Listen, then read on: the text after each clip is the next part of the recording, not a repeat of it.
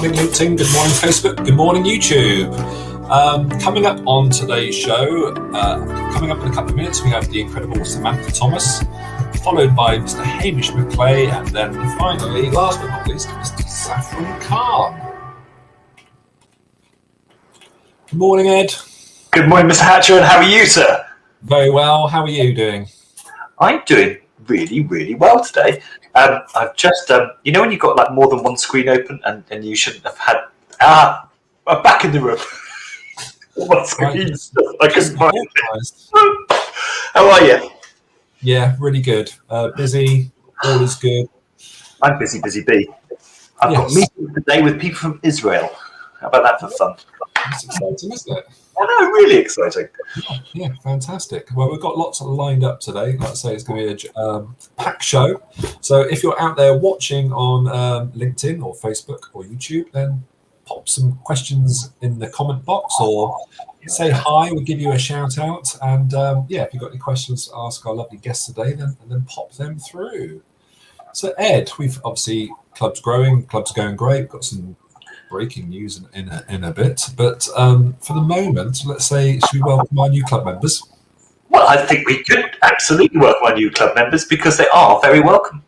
All right, okay, let's do it. Okay, here we go. You ready? I'm excited.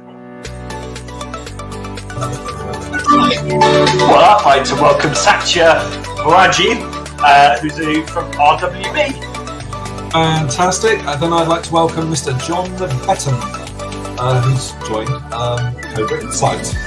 Well, John, and welcome to Matt Huggett from Quest West. Fantastic. Hello, Matt. I'd like to welcome Mr. Tom Bassett, who's also joined Quest West. Quest West is doing well. We've got Luke Hill, who's also joined Quest West.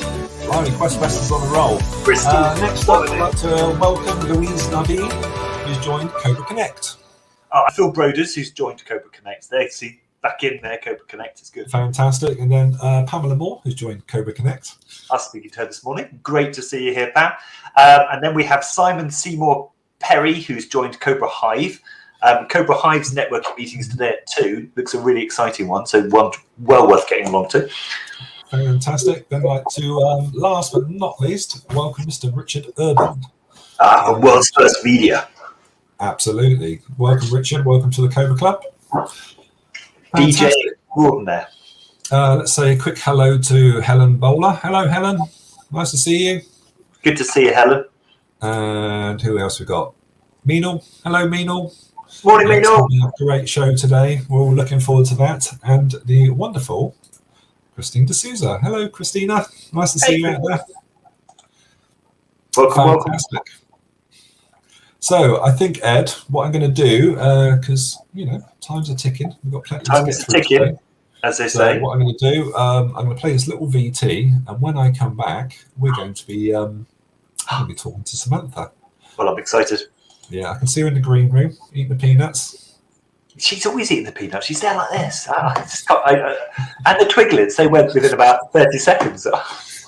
Okay, let's roll this, and when we come back, Sam will be in the room. So here we go.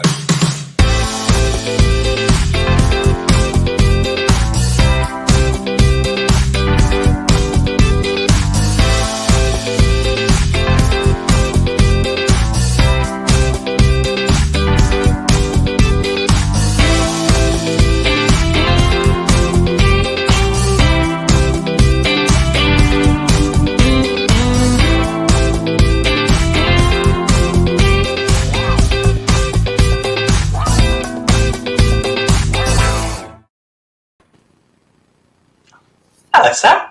Good morning, Hello Sam. there. Good morning. I'm good, thank you. You? Very, very well indeed.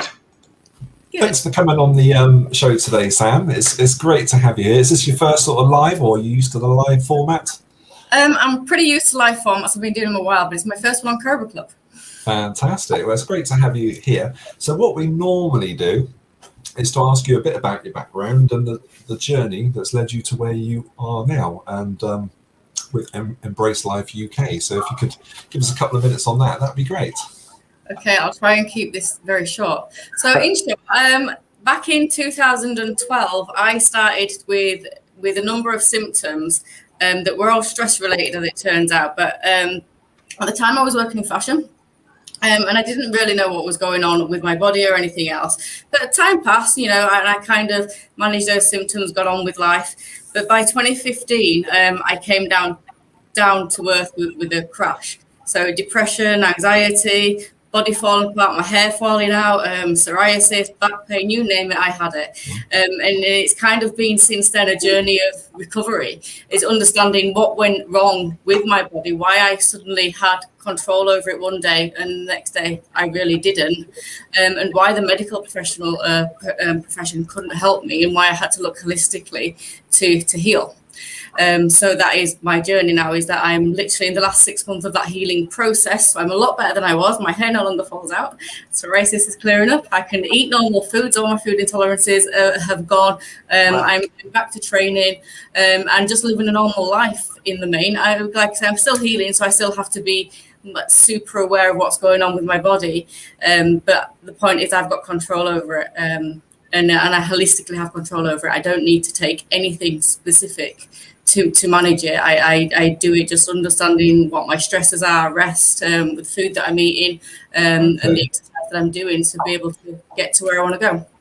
So I guess that's what you do with clients. You work out exactly what they need to either fuel their body or to look after their body. It's understanding people's lifestyles, because a lot of people, so things like weight gain is a symptom. It's not something, I just can't stick to a diet, which is what most people think. And they'll talk themselves around into deluding themselves that actually I just need some quick fix. But actually it's your whole lifestyle that needs looking at. And stress, as I've learned over years of study now, is basically the stress that accumulates over the years takes its toll on your mental and physical body, and that presents in mental and physical symptoms. So depression, anxiety, constipation, diarrhea, you name it, from one extreme to the other. People's symptoms can vary, but that then goes into extremes: chronic fatigue, fibromyalgia, IBS, and other things. And they're all actually, all the courses that I've done in CPD and study that I've done now in chronic illness all lead back to stress, including thyroid problems, which seem to be fairly common nowadays as well. Which is really interesting. So just actually looking at people's lifestyle holistically and how we can manage stress, because most people actually generally don't inherently eat bad. And I hate the idea of good food and bad food, and the amount of study that I've done around food. Food itself cannot hurt you, because it's no ulterior motive to hurt you or to love you. Your food is just food, and I try and get this through to people. But the way we respond and then use food has an impact in our bodies. And if we're responding to food because of stress, then it's going to have a different impact to responding to food using food, because we're just fueling our bodies and enjoying and chilling, enjoying life. A lot of these things build up, so you don't realise it for the first week or two or month, and then suddenly you get, does it sort of hit a peak and then have its effect on you? Like I say, so for me, it was 2012. I first went to the doctors and I was extremely stressed and I had psoriasis. I've always been fit and healthy, massively fit and healthy. I was a competitor at school. I joined the forces. I kept myself fit afterwards. So even as I transitioned through my careers, I kept myself fit and healthy. So it was a massive shock to the system when actually I started with things that other people always got, and I never did, because I was always fit and healthy. I knew what I was doing. I'm a trained chef. I know food. I eat well and all that kind of stuff. But it was over the years. So then depression came into it. Anxiety came in. Things like sciatica even came into it. They all came in at different times and they had their own different stages. But when it came to a head, it finally came to a head, I say, at the end of 2018. Were you still in the forces then, or had you left the forces at that point? That's why I left the forces. This all happened after the forces. So I left the forces back in 2001. So this is way after. A whole different lifetime ago. I am that old. I have to say, it's difficult to fathom that they let 5-year-olds into the army. I joined the army in 1996. 1997, so beginning of 97. So yeah. So I am that old. Yeah, it's hard to believe, isn't it? It really is. It really is. It's like I couldn't believe it. So there you go. That knowledge that you gained in your own head, sorting out your own, Well, it's like I intuitively knew. So it's when I first went to the doctors and presented with my problems, I said, I'm B vitamin deficient. My digestive system isn't working. And the doctor basically looked at me all confused. Said, oh, let's do your blood test. So she did my blood tests. It's really interesting. The blood test came back. She said, no, your B vitamins are fine. I said, no, because I've got this symptom, this symptom, this symptom. They're all symptoms of vitamin deficiency. So therefore, something wrong with my digestive system that you're not looking at. I said, oh, and I've got back pain. It only really happens when I bloat after I've eaten. And I kept going through lists and lists of different symptoms. They're like, we'll just deal with you one symptom at a time. I'm like, no. It's all related to the same symptoms. And medically, they just didn't want to look at me as a whole person. They wanted to look at disjointed sort of approach to it. Massively. So obviously I had my to and fro's with the doctors for about a year before I pulled myself completely and utterly away from their care, because I thought all I'm going to get is pills for depression and anxiety to manage the functional neurological disorder that I'd got all the right way down my right hand side, because things like slurred speech were happening. I couldn't remember words, so my memory was going. All sorts of things happened, but they're all related to B vitamin deficiency, which is really quite interesting. And when I tried to have these discussions with doctors, they weren't listening. So they had me on a waiting list. I had one waiting list for a spinal fusion, and then I had another waiting list to go and have an operation on my bladder. And I'm like, do you know what? This is not. It's all caused by my digestive system. I wish you'd listen to me. So I pulled myself away from the medical system, and I did more and more research until I got the answers that I needed to do. So I was always searching gut health and microbiome and all kinds of stuff like that. And then I spoke to a friend of mine who was a nutritionist, and I said, just listen to my symptoms and see what you think. So it was literally a 5-minute phone call, and she listened. She said, it sounds to me like you've got leaky gut. Look at the FODMAP diet. So I looked at the FODMAP diet. I'm like, there's no way am I doing that, because that's not a normal way to live. It can't be seen as a normal way to live. So again, I looked for an alternative.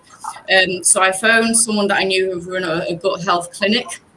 And this was beginning of lockdown, so I couldn't actually go and see her. So she said, actually, I've got a microbiome kit. She said, that will help you out. And if it doesn't, we'll have to wait till after lockdown. I'm like, okay, fair enough. Microbiome, done enough research on that. It's all digested. It made sense. Yeah. So I did it.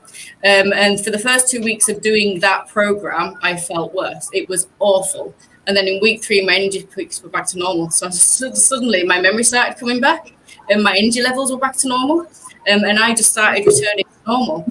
So then I started doing all the research and functional medicine research and stuff around this problem. And it turns out actually the problem I have is related to it is the cause of chronic fatigue, fibromyalgia, and all these other things, these wonderful things that we get, and anxiety and depression when it's unexplained. It actually is the root cause, but medically, because it's not recognized, it's not dealt with, and holistically, unless you go to the right nutritionist who understands gut health properly, you're not going to get the help you need. You're going to get stuck on a diet, and that will be your new lifestyle. And for me, just that just wasn't acceptable. So for me, it was always a case of what is my body trying to tell me, not what are other people trying to tell me. And that's when I work with clients, that's what I'm trying to get through to them. What is your body trying to tell you about the way that you live, about what you eat, about the amount of exercise you do? What is your body saying to you? Because if your body is in pain, it's trying to communicate something to you. And if you ignore that, then it'll communicate another pain to you. And those pains will keep accumulating until you start listening, because it's your body's only way to communicate with you. Yeah, that makes really good sense. So when you're looking for clients, what sort of clients are you looking for? I mean, how do you know what I mean? How do people? So at the moment, my bigger mission is to try and get the kind of education that I've learned and gone through all this, because the answer is really, really simple. It's surprisingly simple. As I say, well, I've healed myself. I don't have a PhD, and I don't have a degree, and yet I've managed to just do the study and heal myself. So it's not actually that difficult to do, but the knowledge isn't out there. So for me, the long-term mission is to get the whole wellness spectrum working together, and obviously, so that's a long-term plan. So short-term is to at least help busy professional women that start going through these things probably in their 30s is when your body starts falling. It's becoming more and more commonplace. Is in your body starts to feel like it doesn't belong to you anymore, and you've no control over it. And they want to understand health. They don't want a quick fix. If they want a quick fix, I'm definitely the wrong person to speak to because they ain't going to get it. But I will give them a lifetime fix. But the lifetime fix isn't an overnight solution. This is how we're going to work together for whatever period of time it takes until you get it. But we'll educate, we'll coach, and we'll work with you to support you until you're at a point where you feel you're comfortable, you can do this on your own, and you don't need help anymore. Yeah, a lot of people self-medicate, don't they? Really, be it diet, be it skin, be it whatever. But they're constantly sort of fighting, as you did, fighting each of these symptoms and not tying the whole thing together as one big. Yeah. Yeah, I mean, I'm really fortunate that I look for cause as opposed to just dealing with symptoms. When I did everything, it was symptoms. They were like, well, what are these a symptom of? What are these a symptom of? And why I think that way, I don't know. It's just the way that I'm wired, so I'm fairly lucky like that. Most people don't. They think of, oh, this is a symptom, so they think it's the cause as well. But one thing I've definitely learned as a PT, especially from referred pain and the way that the spinal cords work and the central nervous system, is most pain is referred pain. So where you feel the pain isn't actually the point of the pain. It's just where you feel the pain. And people don't understand that. So the personal training stuff that I've learned there really comes into perfect alignment with how then the gut works, and then how nutrition works, and then how wellness and stress works. So really, it's a three-way thing. You can't just do one and ignore the others. Sam, if somebody needed one, don't tell me yet, but one tip, what would be your top tip that you would recommend to someone at the start? Bear with me.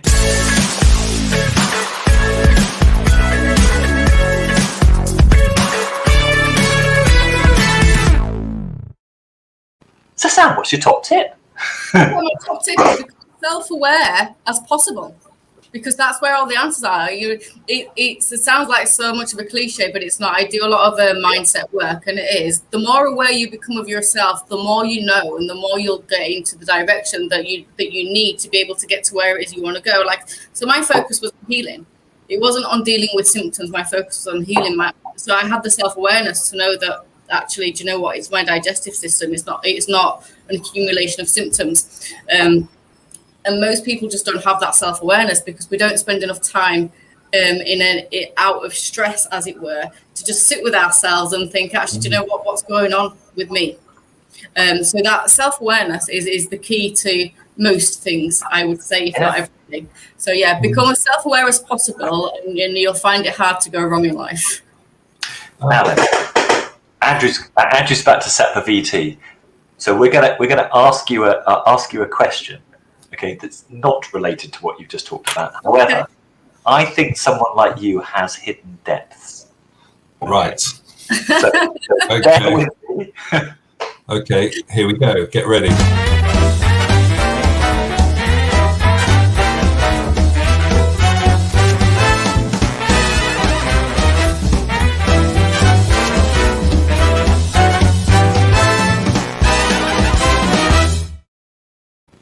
So Sam, what's your hidden talent? What's my hidden talent? Oh God, I've done so much. So I trained as a chef, so I've done 13 years as a chef. Whoa. And that is literally up to Michelin star level. I've worked up to that level. I also worked in fashion. I did fashion design and styling for 10 years. You're 106, aren't you? I think my biggest talent is being able to see the cause of stuff and to deal with things. So I can very much see things before they happen a lot of the time. You're like a mystic. Yeah, well, not quite. I wouldn't quite describe myself as a psychic or a mystic. There's definitely people with them talents out there, and it's not me. But I generally, in a situation, I can definitely usually see what's going to happen before it does, and I can guess people's reactions before they have them.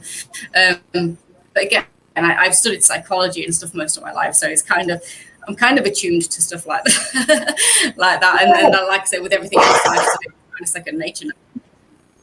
Fantastic. Sam, it's coming to that point in time where we're coming to the end of our interview. So if people want to get in touch with you, what's the best way they could do that? And that initial meeting, how does that tend to work? How does it tend to be? Initial consult with me is literally just talking about your goals. I'll sit there and I'll listen to you. It's tell me what's going on with you, what your goals are, why you want to get there, and then I'll tell you if I can help you. But until you tell me a bit about you, I don't know if I can help you. I might not be the right person for you. So having those consultations with me is really, really important for both of us. And it's one of those. We know by that conversation whether we can actually gel and work together as well. It could be that chemistry's not right sometimes, and if the chemistry is not right, then it's not a good working relationship. Even if I've got the right thing for you, it's somebody else that needs to deliver that to you. You've impressed Russell. He thinks you've done a lot. He says. Correct a lot. If only I was 20 again. We'll let him off. In a couple of weeks. Accountant, not an Yeah. So I'm 41 very soon. That should be cool. Best way to get in touch with you, Sam, is your email. So my website is, I've literally revamped it all and it's looking good and everything is on there now as well. So you can browse right through it. The members area is coming up there soon. But it's embracelifeuk.com. Honestly, everything's there for you and it makes life really easy. Lovely. Sam, thank you so much for your time today. Thank you so much. Really Thanks for having me. It's been great. Yeah, and we'll see you soon. Okay, so let's roll this VT, and when we come back, let's catch up with a few things, Ed. So let me just find this VT. Here we go.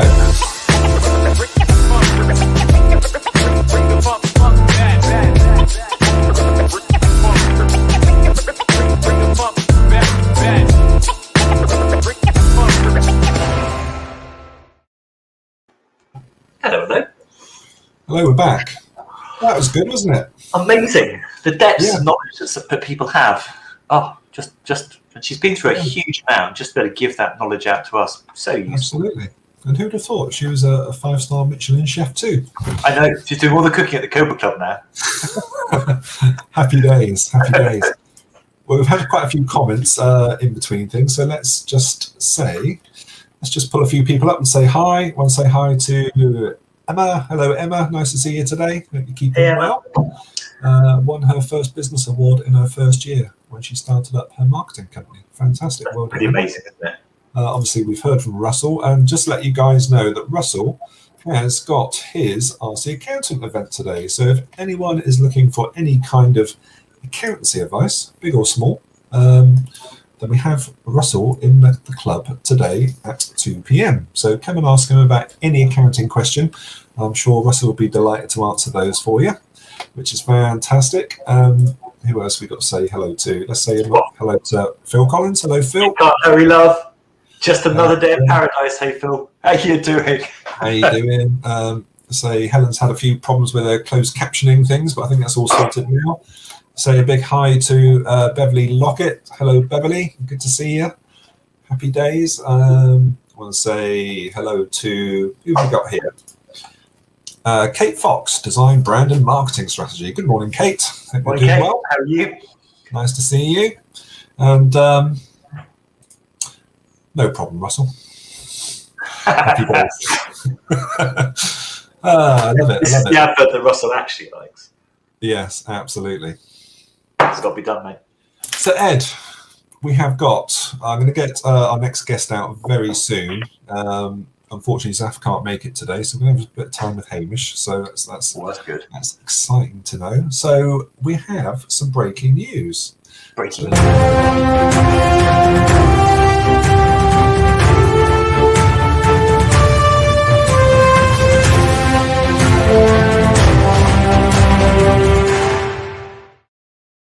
What's the story, Morning Glory? Let me know, Andrew. What is the story, Ed? Well, I've got a story for you. So we've opened a brand new club, which is kicking off next week inside the club. And here it is. So Katrina Ellis with Cobra TT, based on the Isle of Man. Happy days. So it's great to have Katrina on board as a Cobra Club leader. So she'll be kicking off next Tuesday at 4 p.m. with our first event. Titan Troubleshooters. It's about troubleshooting problems in your business and letting the networking group sort of fix those problems for you. So happy days. That's going to be good, isn't it? Happy days. Yeah, really exciting. Oh, that's good news. I like that. Katrina's a fantastic person. So it should be a really useful meeting. Yeah. By the way, Kate says this is fun. And I totally agree with you, Kate. It is. Come and get involved, Kate. Come and get Yay! involved. Yeah, it's all good. All good. So club's growing. We've got a few more clubs in the pipeline, which is fantastic. But something next, Ed, I've got to ask you, okay?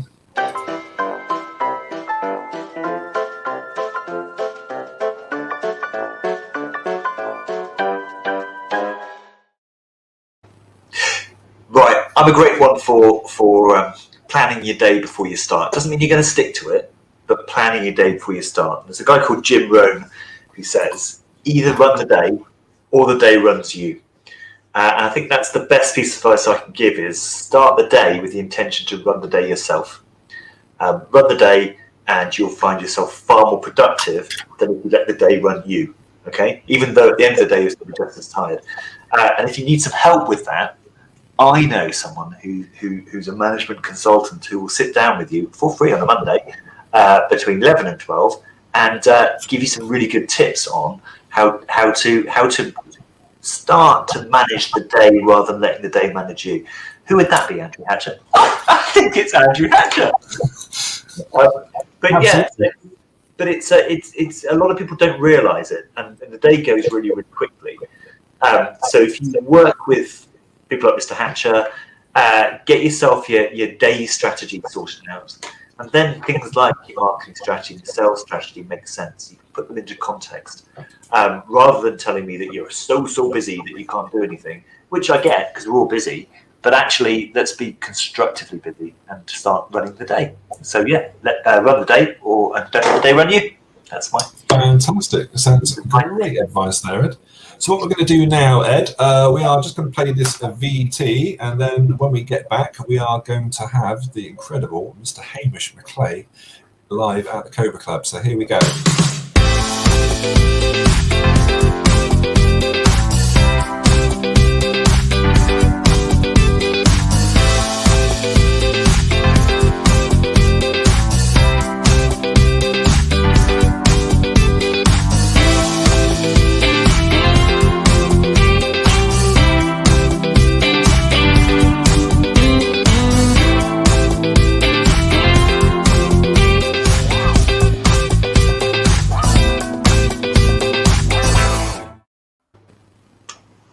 as if by magic. Hello, Hamish. Hey, Wow. hello, Hamish. You're live No, on there, this- Hamish. And can I be heard? This is the amazing thing as technology. Oh, that's there, isn't it? Yeah, look at that. And Oh, technology evolved. One of the things we have two options, I guess. We can either sort of embrace technology or somehow get overtaken by it. I masterminded Zoom, and I can do these incredible things with Zoom, alter things like colors, and because I mean, when I first started in life, everything was black and white.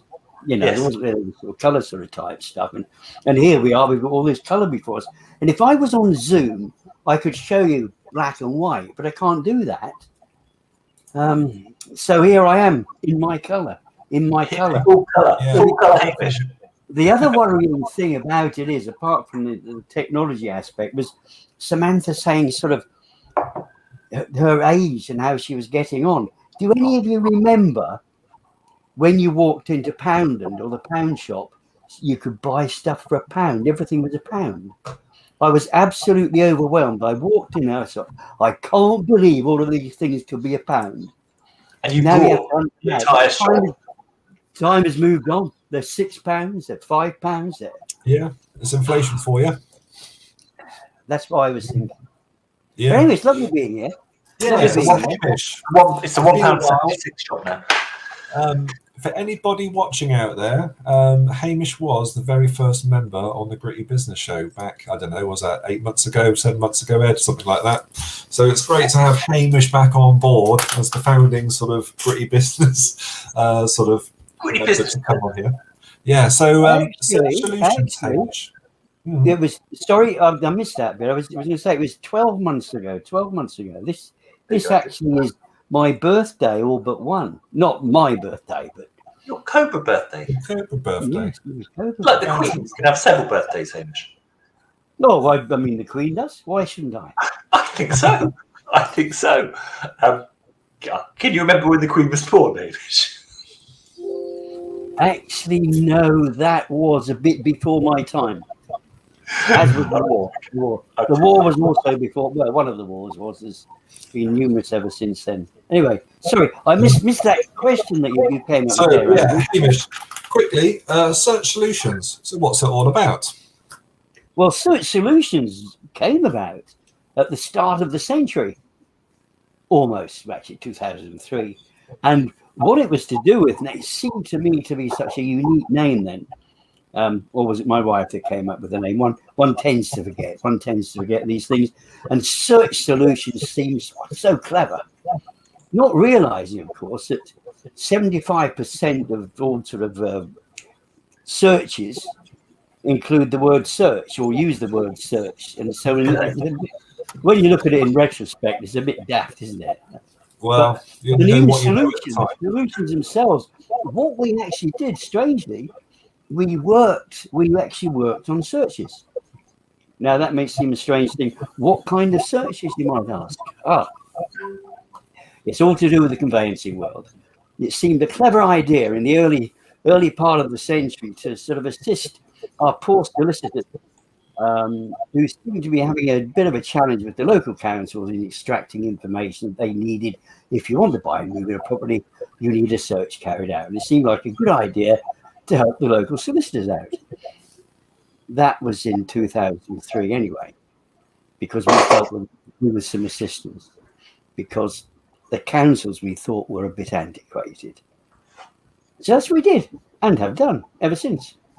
Tens of thousands of house moves later, of course, now. Wow. Amazing. Absolutely amazing. So your job, I suppose, is to speed up the whole process, with solicitors, the whole house buying or property. Well, that was the intent. We assumed, actually, that it was the council that was sort of a little bit sort of suspect in terms of the way they kept their records. Now, it is a proven fact. I mean, that's strangely... well, actually, we aren't quarter of a. We're only a fifth of a century on. In fact, I'm exaggerating. I'm exaggerating again. It's only 18 years on. But those councils still suffer very badly. Their records are still, and I think we were shown this through the last sort of 12 months. We had a shutdown or three, or do they continue? Possibly they do still. Oh, here's my Cobra mug as well.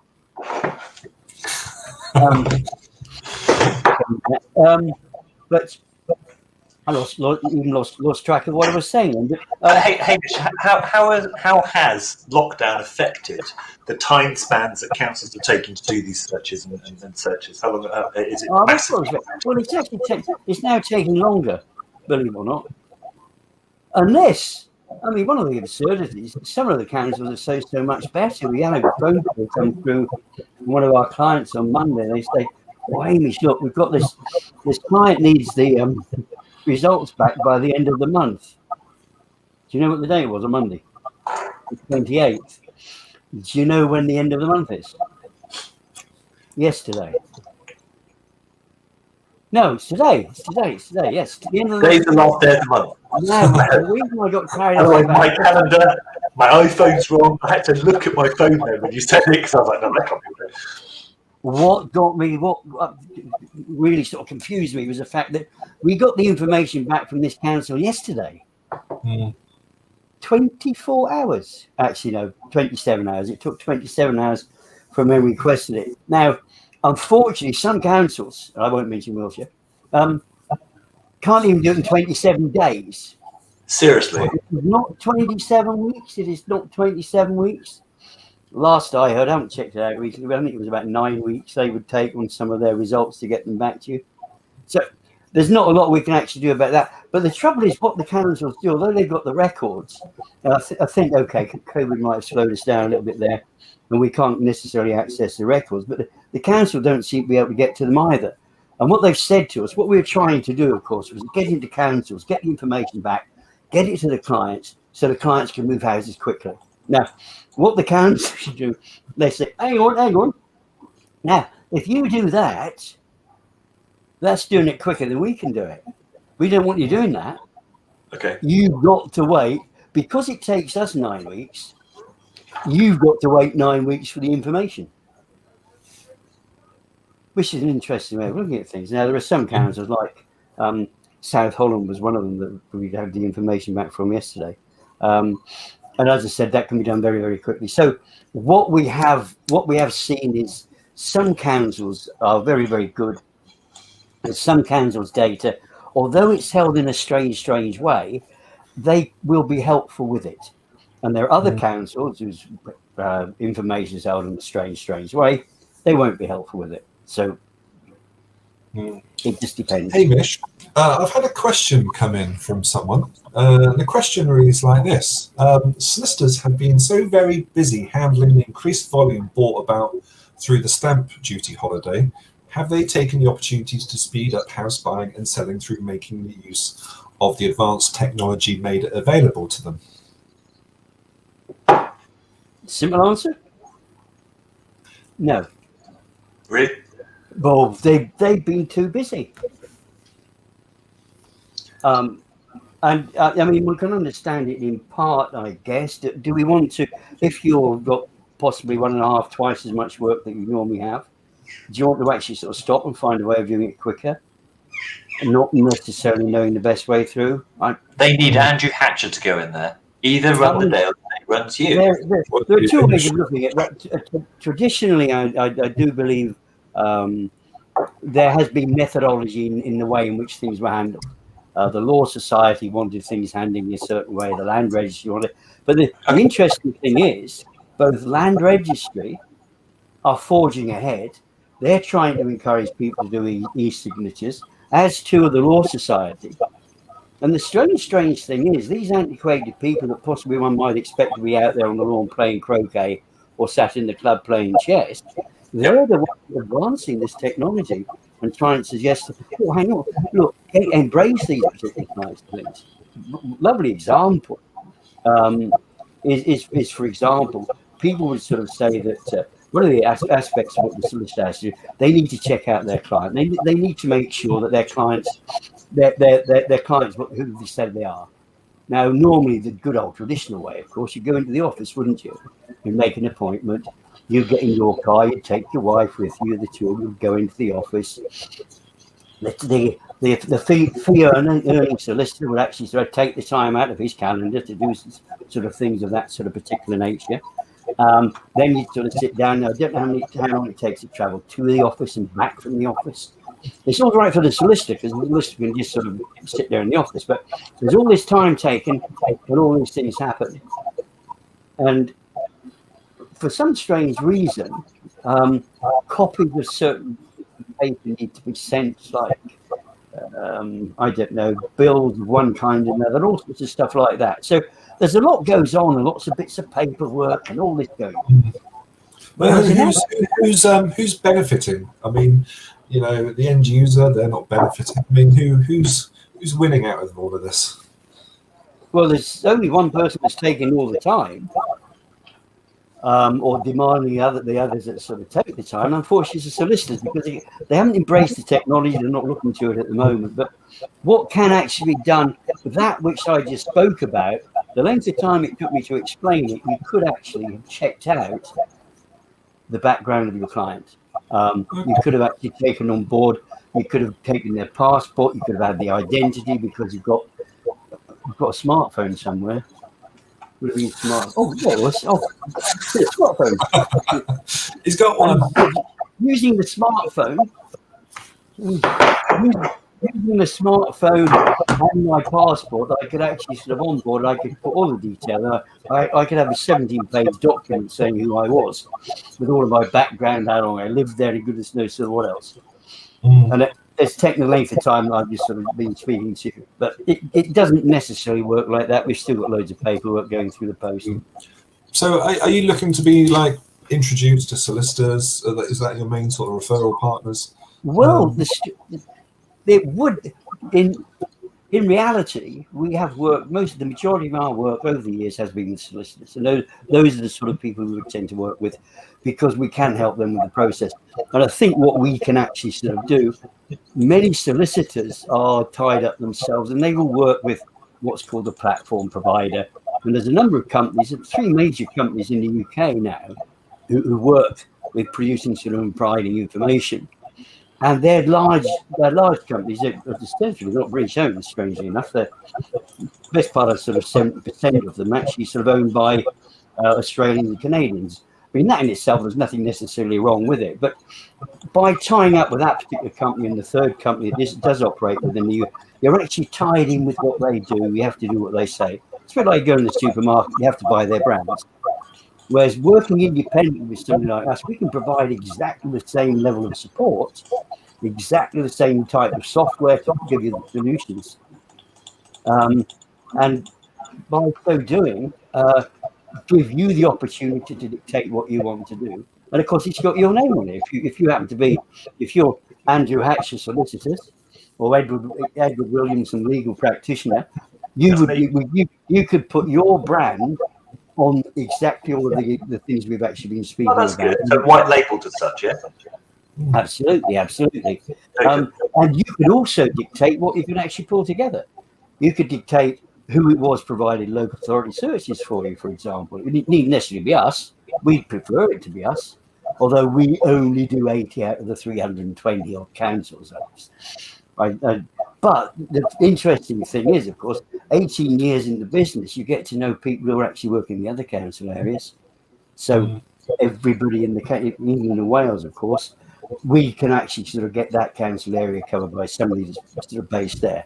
It's not a platform provider. It's definitely somebody in Wales providing a Wales search. It's somebody in it's somebody in Newcastle providing a Newcastle search, rather than sort of some. But in terms of the platform, Hamish, I guess you'll go out and do demonstrations for solicitors and anyone else interested in the platform to see how easy. I guess it's quite an easy platform to use. Well, the advantage of it is the fact that it can be absolutely everything, or just a minor that I'm sort of standing on its own, just to onboard clients with, just to get those clients on board. It can be as simple as just the one thing. But it can be a full case management system as well. Once that postcode goes in there and you develop the address of it, you can pull all the case management and make it together for that one client. Okay. So tell me, Hamish, when people are looking for moving, etc., what's the number one top tip that you can give somebody for when they're looking to sort of go down the process of conveyancing? Bear with me 1 second. Think of your top tip.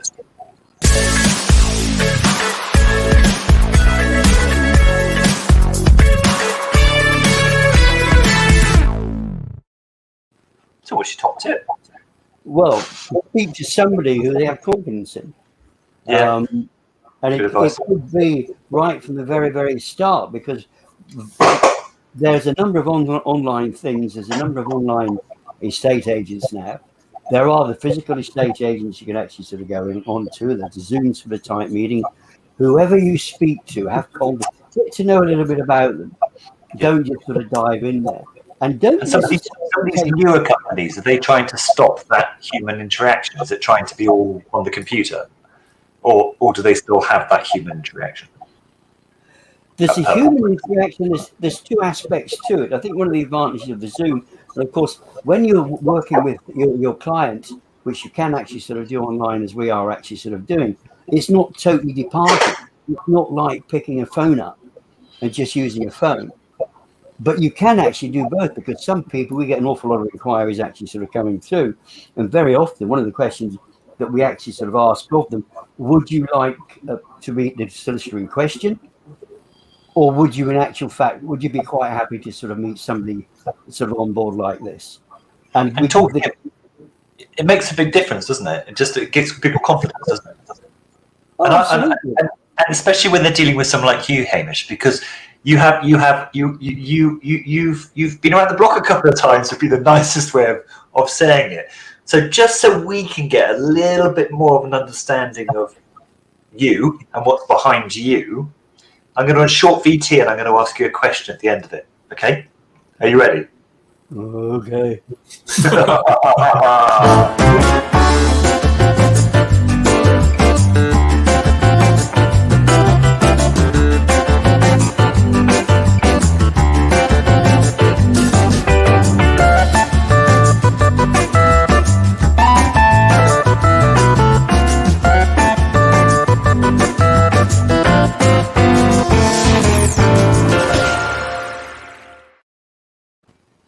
So, Hamish, what was the first probably record that you ever brought? And I'm going to ask another question too. Who was the first music act that you saw live? I think probably the Beatles was the first I saw live. It's a little bit difficult. I had a girlfriend once, probably surprised a few of you, and she actually worked in a record shop. And what I liked about her particularly was she was very friendly and helpful at allowing us to listen. It was one of those things you could actually go in. They had all these different booths, and you could walk in and say, can I listen to this record, please? Oh, nice. And you could disappear into a record booth somewhere, and she'd put the record on and listen to it. So you could sit in the record booth and gaze at her. Because in those days, not only could you gaze at delightful souls like her, but you could buy 3 singles. Some of you probably didn't know what singles are. They aren't unmarried people. They're they're also 7-inch-ish. What's that? About 15 centimeters? I don't know. Yeah. 20 centimeters. That sort of size anyway. But you could buy 3 of those for £1. They were 6 and 8pence each. What's that? And that was, because I was a maths teacher, I could work out what 3, 6 and 8pence were because. But as for the first record, I guess it would probably have been American because my mother used to listen to late Radio Luxembourg. Oh, did she? A lot. So I guess it would have been American because listening to Radio Luxembourg, it was mainly American stuff. They didn't play much British stuff on there. That's interesting. Yeah. So more down the rock genre, was it, Hamish? Well, not my mother's taste, no. But mine did happen to be. They hadn't got in. They got a bit of Bill Haley and sort of stuff of that particular sort of nature. I could spend the next hour speaking to you about sort of music, my early listenings to music in dormitories with my radio and sort of all sorts of stuff of that nature. At 11 o'clock on Sunday evenings when the top 20 came on, but we won't go there. Very exciting times. Yeah. Oh, exciting. And it was to find out what was number 1. But it was great. As the 60s progressed and the British acts started coming more and more to the fore, it was quite interesting. That, of course, is when the rock came in and the blues came in. Where did you first see the Beatles? In Great Yarmouth. Wow. Was it in a cinema or what was it in? Oh, it was a massive great hall which held, I think, 1,500. I don't know. I was young then. I think it was Lots of screaming. Oh, yeah, not by me. Not by me.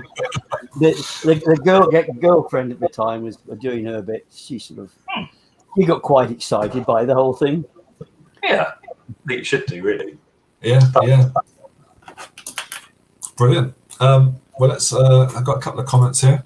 See, Ross was saying, I remember those booths and singles. I guess the generation, I don't know, what are we generation? We're not Generation X. What generation are we?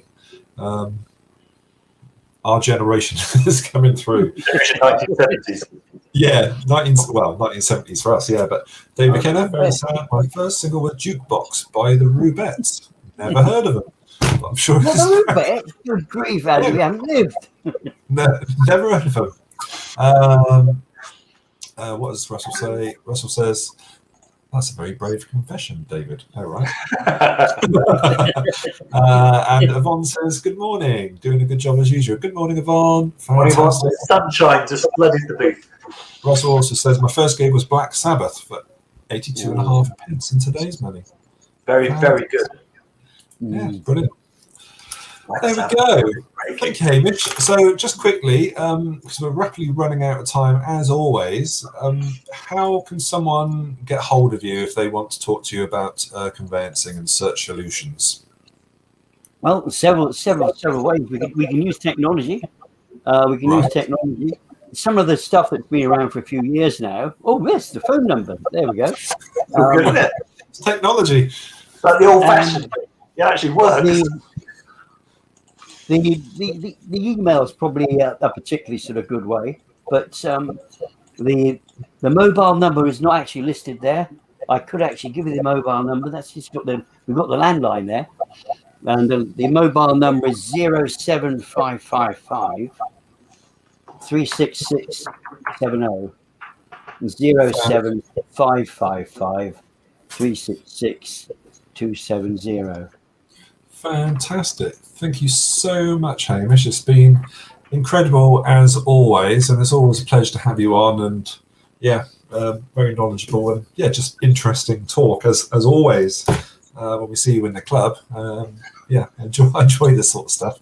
So there's your mobile number there. Hopefully Ed's got it right. It's there for forever, so to speak. So if anyone's looking for Hamish's service, I guess you do a free sort of consultation. Oh, absolutely. I'm more than willing, because obviously if I can point people in the right direction, that's the most important thing. I mean, it's like anything else in life. It would be good to be able to be of service to people in terms of providing actually whatever they happen to need, but by the same token, advice costs absolutely nothing, and there's a lot of directions I can point people into.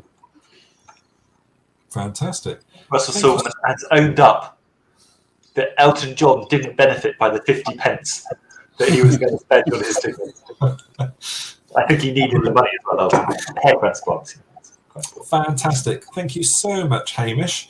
You've been wonderful. Just a quick video, and when we come back, just edit myself. So see you later, Hamish. Take care. Thank you for your help, Hamish.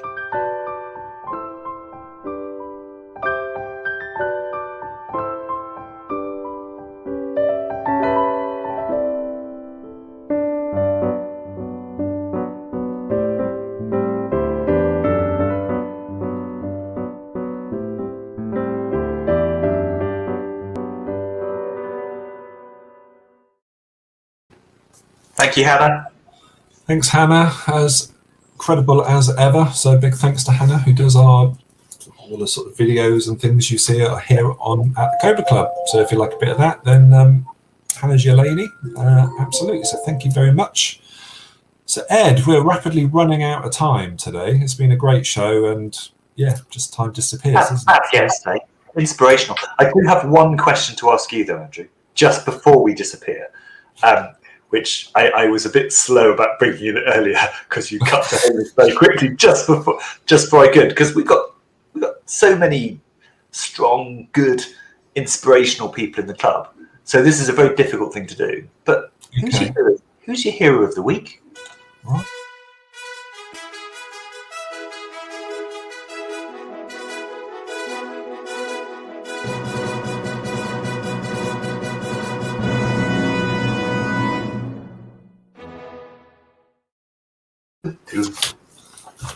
You're right, Ed.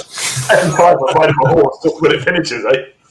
So, hero of the week is very straightforward for me this week. It's Yvonne Taylor. I know she just said hello there. So, Yvonne, you're my hero of the week. And, hero of the week. Yvonne is such a lovely lady. She's always there helping people with referrals and just their business endeavours. A true asset. Runs one of the Cobra clubs, Cobra M40, and yeah. Yvonne, you're my hero of the week. And she does loads for the Scouts too, Cubs and Scouts, so that's brilliant.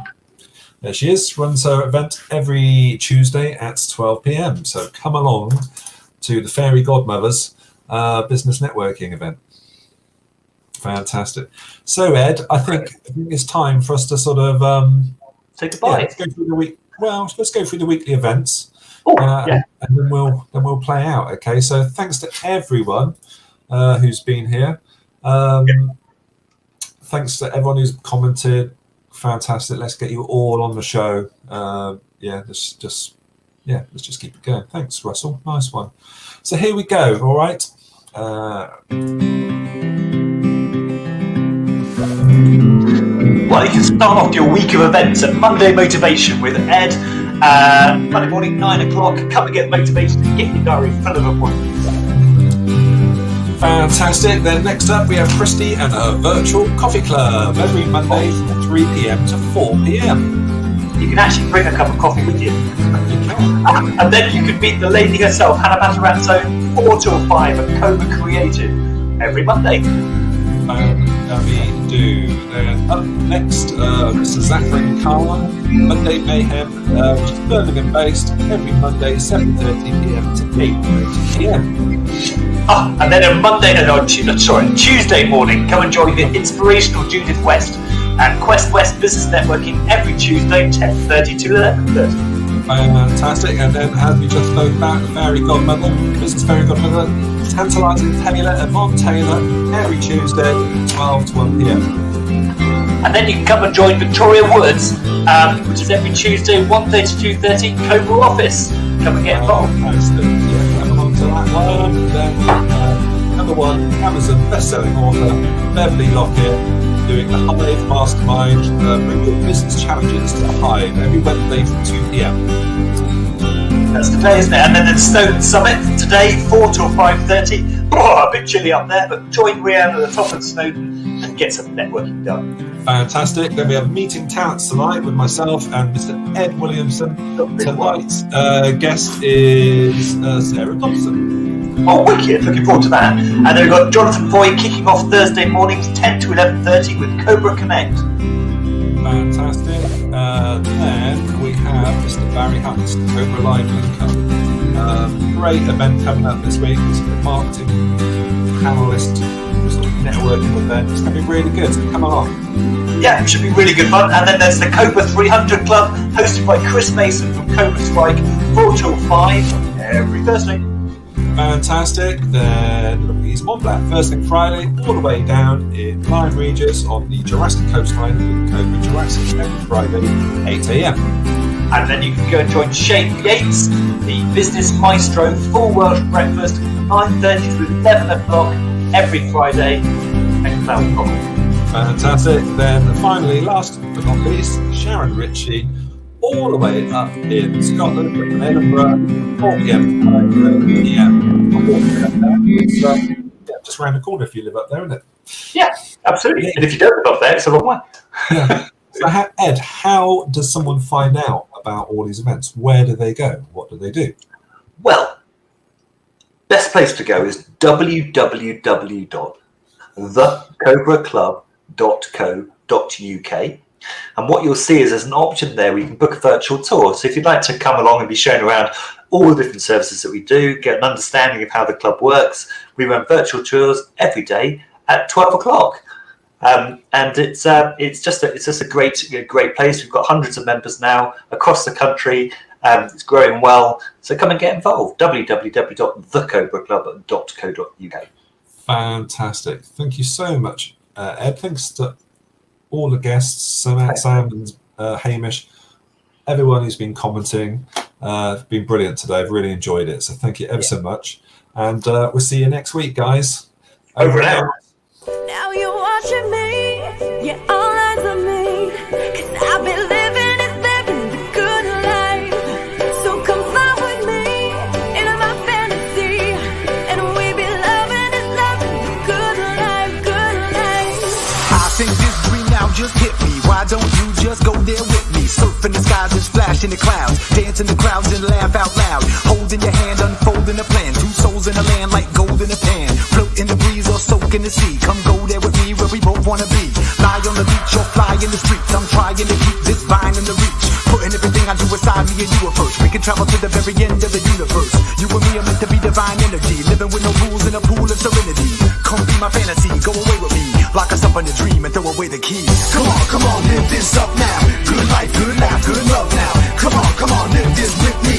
Good laugh, good love, we live free. Come on, live this up now. Good life, good laugh, good love now. Come on, live this with me. Good laugh, good love, we live free. We need to rise with these new eyes. Pull the disguise off of these blue skies. Lights in the city reflect off the shoreline. When you're living this life, you want more time. Rewind the time, align planets. Ride this comet to a new dynamic. Your eyes on me, mine on you.